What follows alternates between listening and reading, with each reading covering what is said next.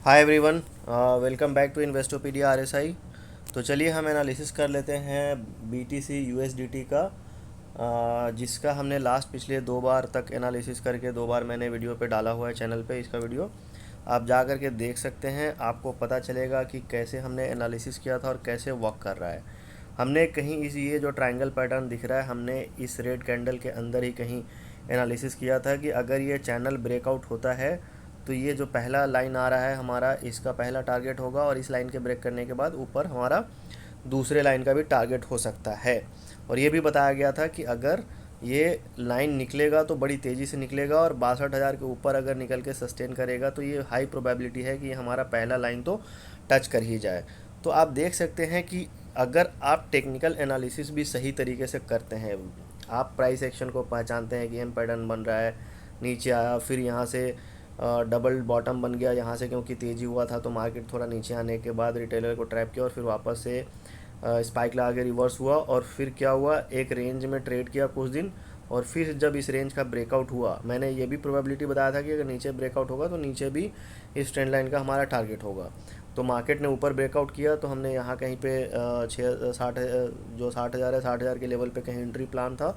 और इसके बाद ये ऊपर ये जो ट्रेंडिंग लाइन है, जो सेकेंडरी लाइन है, इसका कहीं टारगेट था। लेकिन अभी आप देखेंगे बड़े अच्छे से टारगेट, मतलब मैं आपको बता रहा हूँ 1 2 3 3 दिन के अंदर करीब करीब मैं आपको बताऊँ 5700 पॉइंट का हमारा टारगेट हो चुका है।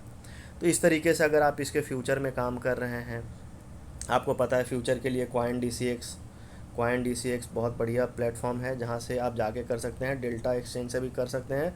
जहाँ पे फ्यूचर में क्या है, ऑप्शन में आपका क्या है, डिके हो जाता है, लेकिन फ्यूचर में आपका कोई डिके नहीं होता। तो अगर आप फ्यूचर बाई करके रखते हैं, और बाई कितना करना है भाई, आप अपना डेसिमल में बाई करिए, लेवरेज आप कम लीजिए और फ्यूचर बाई कीजिएगा। तो उसमें क्या है, आपके लॉसेस होने के चांसेस कम है। ऑप्शन में आपका डीके हो सकता है, लिक्विडिटी नहीं होने की वजह से पोजीशन कट सकता है, तो ये सारे प्रॉब्लम होता है। लेकिन अगर आप फ्यूचर इसका बाई करते हैं और वो भी अपने रिस्क टू रिवार्ड के हिसाब से क्वांटिटी और पोजीशन साइजिंग मेंटेन करते हैं, तो आप इसमें बेहतरीन तरीके से पैसा बना सकते हैं। तो बिटकॉइन बेसिकली ग्लोबली ट्रेड होता है, इसमें सबसे बड़ा एडवांटेज क्या है, ग्लोबली ट्रेड होता है। और इसमें क्या है, वॉल्यूम बहुत ज़्यादा है, लिक्विडिटी भी बढ़िया है और इसमें मोमेंटम बहुत तेज़ है। ठीक है जी, मोमेंटम बहुत तेज़ है। तो अगर इसमें क्या है, अगर आप अपना एनालिसिस आपका सही नहीं हुआ तो आपको एसएल भी बड़ी तेज़ी से जा सकता है।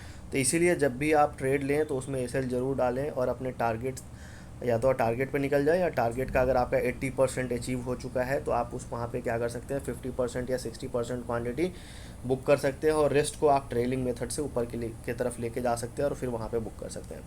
तो कितना आसान होता है इस तरीके से करना, अभी हम थोड़ा देख लेते हैं 15 मिनट के चार्ट पे भी कि हमारा 15 मिनट के चार्ट पे क्या बन रहा है, उससे थोड़ा हमें बेसिक और इसमें एनालिसिस करने का मौका मिले।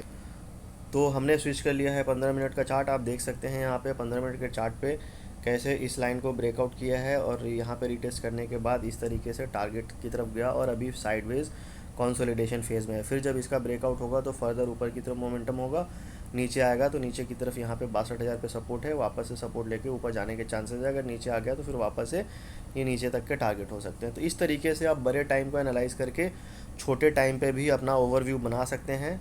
अभी हम देखेंगे ऊपर का हमारा ये लेवल खाली है, अगर ये देखेंगे हमारा जो प्राइमरी लाइन है ये है, तो आप इस लाइन का टारगेट अगर ऊपर की तरफ ट्रेड करना है तो इस लाइन का टारगेट रख सकते हैं, जो कि 66,800। अभी मार्केट इस तरीके का पैटर्न बनाया हुआ है, तो जब इसमें फर्दर ब्रेकआउट होगा तो फिर ऊपर की तरफ जाएगा, फिर कंसोलिडेट करेगा, फिर ऊपर की तरफ जाएगा। इस तरीके से मार्केट मूव करता है, एकदम सडनली आपके जाके टारगेट को हिट नहीं करेगा। मार्केट का नेचर क्या है, मार्केट का नेचर है स्विंग में काम करना। तो आप देखेंगे यहाँ से स्विंग में आपको बता देता हूँ किस तरीके से आइडेंटिफाई कर सकते हैं।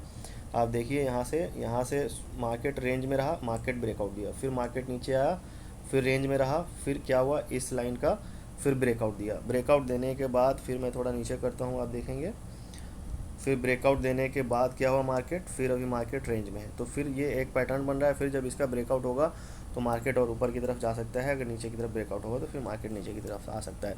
तो इस तरीके से आप चीज़ों को सिंपल रख सकते हैं। अगर वीडियो अच्छा लगा तो वीडियो को लाइक करें, चैनल को सब्सक्राइब करें। और मैं स्टॉक से रिलेटेड भी एनालिसिस करता हूँ, तो अगर आप इंडियन स्टॉक मार्केट में इंटरेस्टेड हैं तो आप जा करके उस चैनल पर और भी बहुत सारे वीडियोज़ को देख सकते हैं।